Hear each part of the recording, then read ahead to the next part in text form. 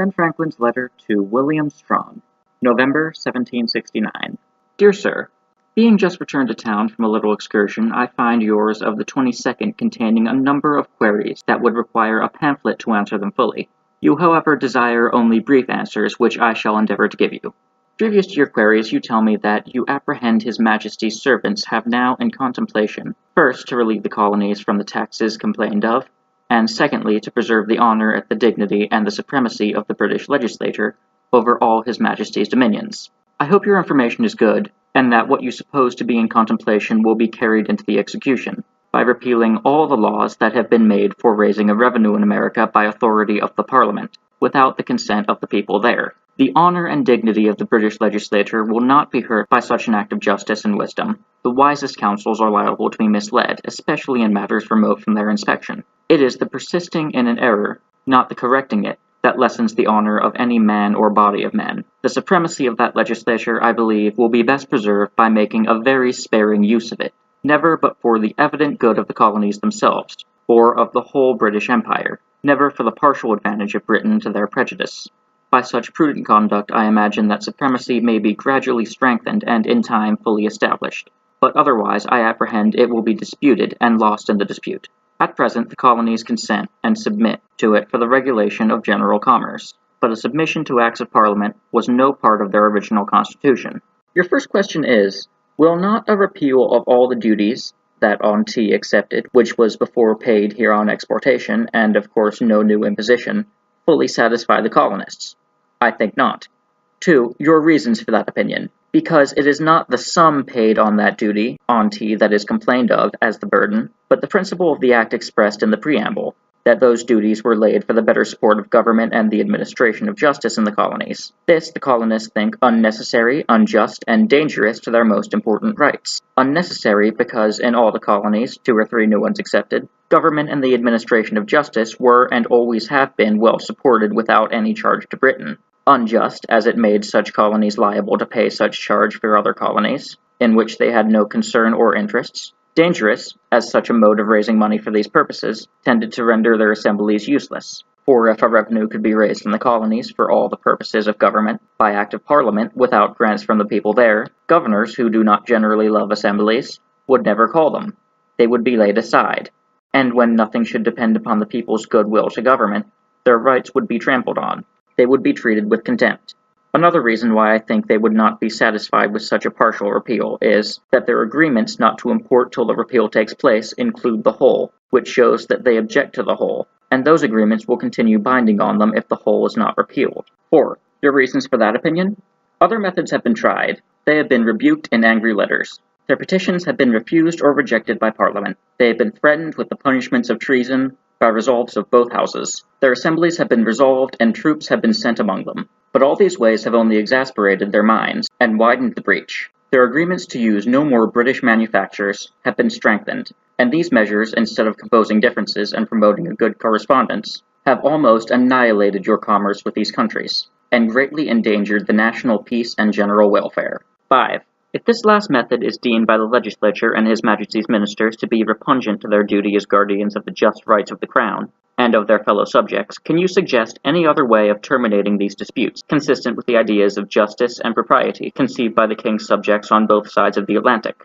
A. I do not see how that method can be deemed repugnant to the rights of the Crown. If the Americans are put into their former situation, it must be by an act of Parliament, in the passing of which by the King, the rights of the Crown are exercised, not infringed. It is indifferent to the Crown whether the aids received from America are granted by Parliament here, or by the assemblies there, provided the quantum be the same, and it is my opinion more will generally be granted there voluntarily than can ever be exacted and collected from thence by authority of Parliament. As to the rights of fellow subjects, I suppose you mean the people of Britain, I cannot conceive how they will be infringed by that method. They will still enjoy the right of granting their own money, and may still, if it pleases them, keep their claim to the right of granting ours, a right they can never exercise properly, for want of sufficient knowledge of us, our circumstances and abilities, to say nothing of the little likelihood there is that we should ever submit to it. Therefore, a right that can be of no good use to them, and we shall continue to enjoy, in fact, the right of granting our own money, with the opinion now universally prevailing among us, that we are free subjects of the King, and that fellow subjects of one part of his dominions are not sovereign over fellow subjects of any other part. If the subjects on the different sides of the Atlantic have different and opposite ideas of justice or propriety, no one method can possibly be consistent with both. The best will be to let each enjoy their own opinions, without disturbing them when they do not interfere with the common good. 6. And if this method were actually followed, do you not think it would encourage the violent and factious part of the colonists to aim at still further concessions from the mother country? A. I do not think it would. There may be a few among them that deserve the name of factious and violent, as there are in all countries. But these would have little influence if the great majority of sober, reasonable people were satisfied. If any colony should happen to think that some of your regulations of trade are inconvenient to the general interest of the empire, or prejudicial to them without being beneficial to you, they will state these matters to the Parliament in petitions as heretofore, but will, I believe, take no violent steps to obtain what they may hope for in time from the wisdom of government here. I know of nothing else they can have in view. The notion that prevails here of their being desirous of setting up a kingdom or commonwealth of their own is to my certain knowledge entirely groundless. I therefore think that a total repeal of all duties laid expressly for the purpose of raising a revenue on the people of America, without their consent, the present uneasiness would subside. The agreements not to import would be dissolved, and the commerce flourish as heretofore. And I am confirmed in this sentiment by all the letters I have received from America, and by the opinion of all the sensible people who have lately come from thence, crown officers excepted. I know indeed that the people of Boston are grievously offended by the quartering of troops among them, as they think contrary to law, and are very angry with the Board of Commissioners to have calumniated them to government. But as I suppose withdrawing of those troops may be a consequence of reconciliating measures taking place, and that the Commission also will either be dissolved if found useless, or filled with more temperate and prudent men if still deemed useful and necessary, I do not imagine these particulars will prevent a return of the harmony so much to be wished. 7.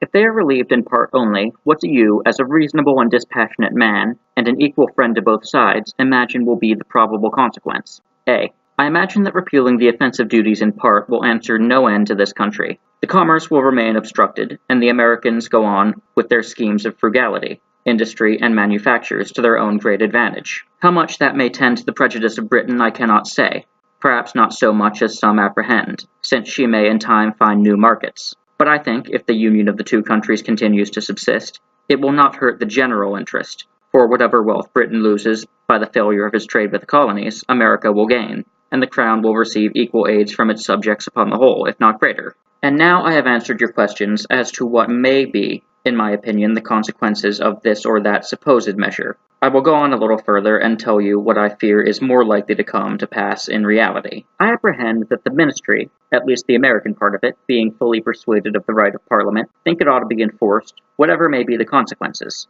and at the same time do not believe there is even now any abatement of the trade between the two countries on account of these disputes, or that if there is, it is small and cannot long continue. They are assured by the Crown officers in America that manufactures are impossible there, that the discontented are few, and persons of little consequence, that almost all the people of property and importance are satisfied, and disposed to submit quietly to the taxing power of Parliament, and that if the revenue acts are continued, those duties only that are called anti-commercial being repealed, and others perhaps laid in their stead, that power will ere long be patiently submitted to, and the agreements not to import be broken when they are found to produce no change of measures here. From these and similar misinformations, which seem to be credited, I think it likely that no thorough redress of grievances will be afforded to America this session. This may inflame matters still more in that country. Further rash measures there may create more resentment here, and that may produce not merely ill-advised and useless dissolutions of their assemblies, as last year, but attempts to dissolve their constitutions. More troops may be sent over, which will create more uneasiness.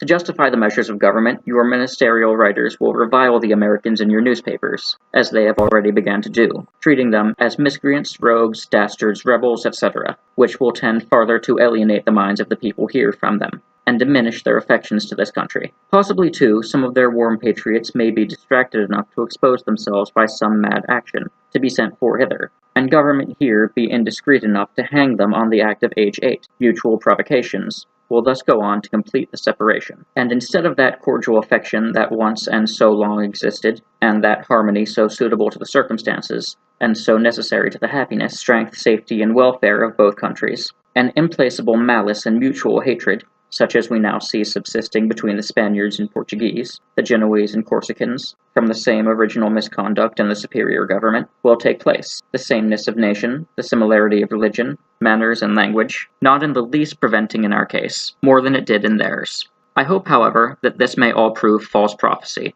and that you and I may live to see as sincere and perfect a friendship established between our respective countries, as has so many years subsisted between Mr. Strahan and his truly affectionate friend,